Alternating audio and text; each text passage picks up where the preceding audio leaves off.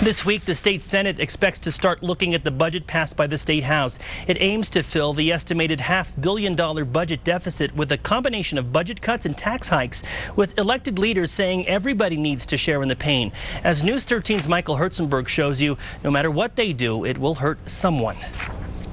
As amended is duly passed this House. 9 Democrats defected and voted against a gross receipts tax increase. One more defection and the bill would not have passed the House.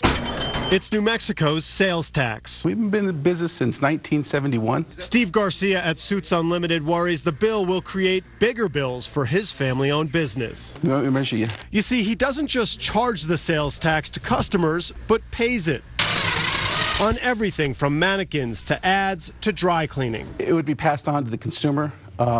And at that point, I think that would be a disincentive for the consumer to spend. He thinks with a higher sales tax, he'll see and hear fewer customers, and that could hurt the economy even more. What that will do is force me to cut expenses, which may mean cut payroll, which may mean cut employment. House Democratic leaders argue it's just a quarter more on every $50 you spend, and they say without it, the flip side, budget cuts, will cause real pain.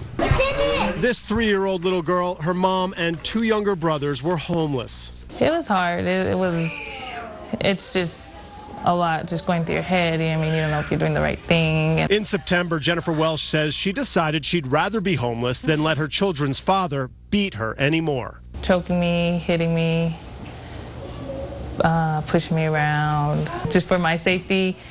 For my kids, I didn't want them to see. They slept in a safe house, and during the day, Cuidando los Niños cares for her kids so she could find an apartment and now a job. When they told me that, that I didn't have to worry about the diapers and the food and everything, it was just like a big burden off my shoulders. I was like, I almost wanted to cry. They don't have much hope. We work with the population that no one else works with. Cuidando los Niños Executive Director Jaime Tamez says the South Valley daycare and preschool is in jeopardy. If I didn't have this place, it would just be really impossible to find a job even.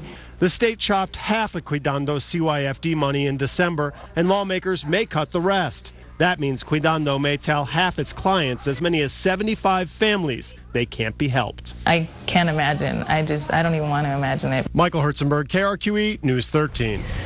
The half-cent sales tax hike would bring in an estimated $240 million a year for the state. The House also passed an income tax hike for wealthy New Mexicans that would bring in another $66 million a year.